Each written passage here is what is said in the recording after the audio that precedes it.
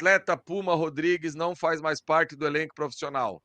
Em comum acordo foi... Eu tinha certeza que ia acontecer isso sábado, quando com a história de voltar o Paulinho. E agora Mas você Jean, traz a informação mas estranha. teve alguma coisa.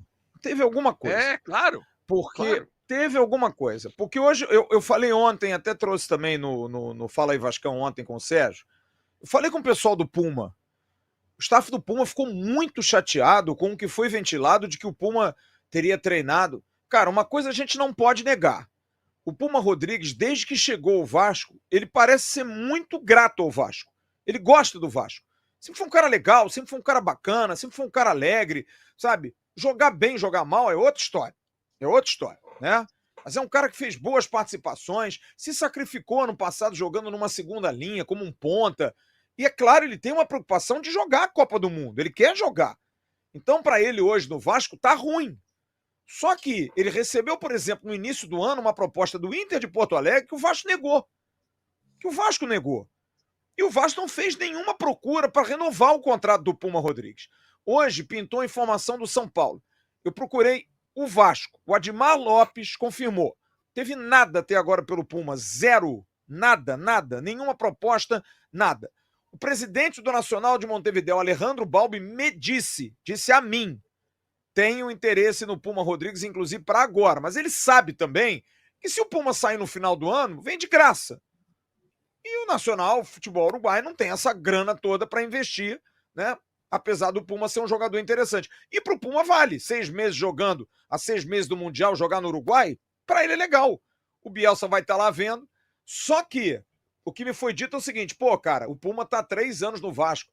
Há 6 meses de encerrar o contrato dele, vocês acham que ele vai dar forfé? Será que ele vai tirar o pé? Porra, ele não é jogador com esse perfil. Então ele volta hoje ao banco de reservas e o Paulinho da mesma forma. Porque eu fico imaginando, Cerdeiro e Sérgio, a cabeça do Paulinho. A cabeça. O Paulinho recebeu uma proposta em março para ir para o Atlético do Paraná, pedido do técnico Maurício Barbieri, cara. O Barbieri era treinador do Atlético e pediu o Paulinho. E o Vasco não liberou o Paulinho. A verdade é o seguinte, o Matheus Curopos, técnico do Sub-20, não gosta do Paulinho. Prefere o Breno. Tanto é que na base, o Breno é titular e o Paulinho é reserva. O Paulinho fez uma solicitação ao Vasco para treinar no profissional, ficar no profissional, porque para ele está constrangedor na base. Ele interessa ao profissional, mas não joga na base como titular, e foi aceito. E a situação do Volta Redonda, o Flávio Horta me disse, vice-presidente do Volta Redonda, ele estava amarradaço, porque ele ia jogar. Ele já estava em Volta Redonda, cara, ele tinha treinado. Estava só esperando um documento, recebeu uma ligação na quinta-feira à noite, volta, porque, sabe, deu problema aqui com o Puma. E ele voltou. Então é uma situação constrangedora, cara. Porque pro moleque, porra, arrebenta a cabeça dele, Sérgio. Imagina pro guri hoje, pô, vocês me trouxeram de Volta Redonda, não vão me deixar jogar. Porque agora nem o Volta Redonda quer. Pra não ir pro jogo, porque eu vim pra ser o reserva do Paulo Henrique. E nem pro jogo eu vou pra arquibancada amanhã ver o jogo. Aí eu acho que é mais uma prova de como o departamento de futebol profissional não tá legal. A gestão não tá sendo boa, né, Sérgio? Flávio, em outra proporção, é algo do tipo o que aconteceu com o GB. Tudo pronto para viajar, achar que ia mudar a carreira dele e, do nada, pô, balde de água fria. Só que dessa vez, o Paulinho não teve... Não que o GB tivesse culpa, claro, mas o Paulinho não deve estar nem entendendo o motivo, né? Porque ele pode ter... Ele vai do céu ao inferno, do inferno ao céu. Né? Eu vou passar a jogar, eu concordo plenamente com o Jean, eu acho que quando chega uma certa idade, ainda mais um jogador promissor como o Paulinho, um jogador considerado na base com muito potencial, até mesmo tecnicamente e financeiramente para uma futura revenda no Vasco, ele tem que jogar, eu concordo com o Jean, não tem espaço aqui, vai para uma Série B, um campeonato que ele vai crescer, que ele vai ter oportunidade, vai se desenvolver, beleza. Aí, quando tá tudo certo, não, vem. Aí ele vem e não joga. Ele fica... E parece que estão empurrando ele, sabe? Parece chato. Que ele se sente que, pô, pra onde eu vou? Se sente perdido. E nesse momento em que ele devia estar em ascensão, né, buscando a vaga, até porque, vamos combinar, gente, a gente tá perdendo o Puma, aparentemente. O nosso titular é o Paulo Henrique. O Paulo Henrique não vive um grande momento. Então, assim, é uma posição que, teoricamente, tá em franca concorrência de disputa ali para alguém assumir uma vaga. Fala, já. Só uma informação aqui. O Leandrinho Eu tenho ele aqui nas minhas redes sociais. Acabou de colocar um vídeo que ele vai pro jogo amanhã, tá? O Leandrinho vai pro jogo. Sim. Vai ser relacionado. A informação que eu tenho é que ele seria... né? A informação que eu tenho é que ele seria o titular. Agora, eu também acho que o Leandrinho ser titular é uma escolha boa para o jogo, mas também é uma gestão de grupo. A gente tem que entender, o Vitor Luiz é o reserva imediato. Eu acho que para o jogo de amanhã o Leandrinho seria melhor. Jogador mais ofensivo, jogador mais tá no gás, mas aí você pensa na gestão do grupo. Foi o que eu falei sábado aqui em relação ao João Vitor. O João Vitor é a mesma coisa. Você não tem um substituto. Você vai tirar o João Vitor? Eu não sou favorável ao João Vitor. Morro de medo do João Vitor. Tem pesadelo com o João Vitor. Agora, tirar ele de sábado, eu entendi o Diniz. Mas já eu vou chamar o Cláudio Vinícius Cerdeira para a gente falar sobre Fernando Diniz, aliás, que é uma discussão que a gente precisa ter. A discussão sobre o Fernando Diniz. Eu acho que o Diniz é um treinador que tem muita qualidade. Mas ele não é mágico, gente. A gente brinca aqui, eu brinco. Ele não é o Batman, ele não é o Superman, ele não é o Homem-Aranha. Ele não é, cara. Ele vai fazer aquilo que ele pode. Tem sido criticado. Por exemplo, vai colocar o Hugo Moura de quarto zagueiro. Pô, não vai bem. Poxa, por que não tira o Verratti do time? Poxa, por que o Paulinho veio do Volta Redonda e ele disse que não sabia? Pô, ele não conhece o elenco. Poxa... por que ele não coloca o Jair? Disse que queria o Jair, depois não botou mais. Discussões em cima de decisões tomadas. Hoje, meu querido André Garoni divulgou números do Fernando Diniz, que eu vou pedir o Igor para botar aí na tela, porque eu acho importante que a gente discuta. São 10 jogos, 3 vitórias, 2 empates, 5 derrotas. Um aproveitamento baixo, de 36,6%. 12 gols marcados pelo Vasco, 14 gols sofridos. Diniz não vem numa fase boa nos últimos trabalhos dele. Não foi bem no Cruzeiro, na própria seleção brasileira, apesar de todos os problemas. No Fluminense mesmo, ali já estava meio claudicante. Mas é um treinador qualificado, não há dúvida. Um cara que tem boas ideias. Vocês consideram, eu vou começar pelo Cerdeira, que o Diniz está vivendo...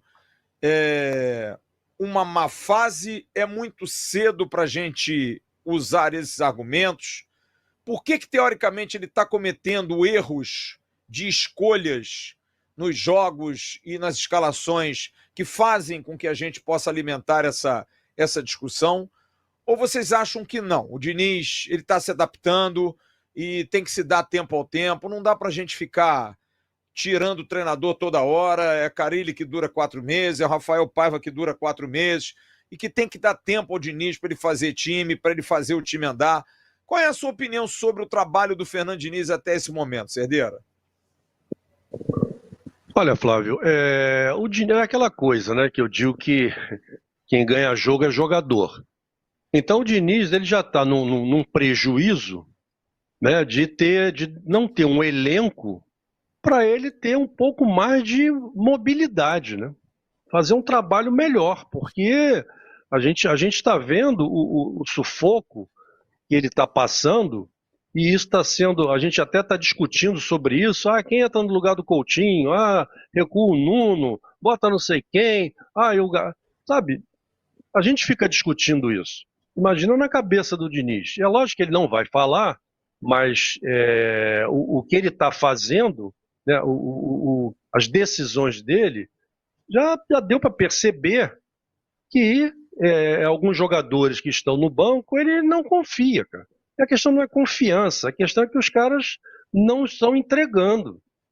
Eles não estão jogando bem, eles não devem estar treinando bem. Então ele fica com muita dificuldade para escalar o time e para substituir, pô. Por isso é que ele fica com esse mesmo time até não poder mais.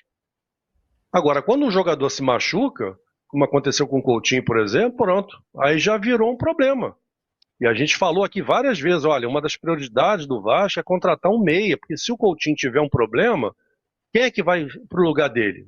Tá aí, aconteceu o problema do Coutinho. E quem é que entra no lugar dele? O Nuno recua, aí entra o David, ou então, será que o Garré vai jogar? Mas o Garré quase não tem entrado, só tem entrado no finalzinho de jogo. Então o trabalho do Diniz, é lógico que o Diniz tem que ser cobrado, ele já está com um mês, talvez, de trabalho. Então, lógico que ele tem que ser cobrado. Ele é o responsável pelos resultados que estão acontecendo. Esse aproveitamento é baixo. Então, lógico que o Diniz tem que ser cobrado. Vai cobrar de quem? De mim? Pô, não. O treinador é o Diniz, então lógico que ele tem que ser cobrado. Agora, também tem que dar uma condição para ele de trabalhar, pô. Sabe, senão fica uma coisa desigual. A gente vai cobrar do Diniz, mas ele, em compensação, não tem jogadores que possam substituir os titulares. Agora, algumas coisas, ele na minha opinião, ele também está se equivocando. Essa questão, por exemplo, do Hugo Moura, o Hugo Moura, se ele for entrar no jogo de amanhã, eu acho que não é uma decisão legal. Sabe, eu acho que assim, eventualmente, no meio de um jogo, no final de um jogo, ele pretende botar alguém no meio do campo para dar um gás no meio do campo, que o Hugo Moura já fica meio cansado, aí bota ele ali na zaga, eventualmente, faz parte.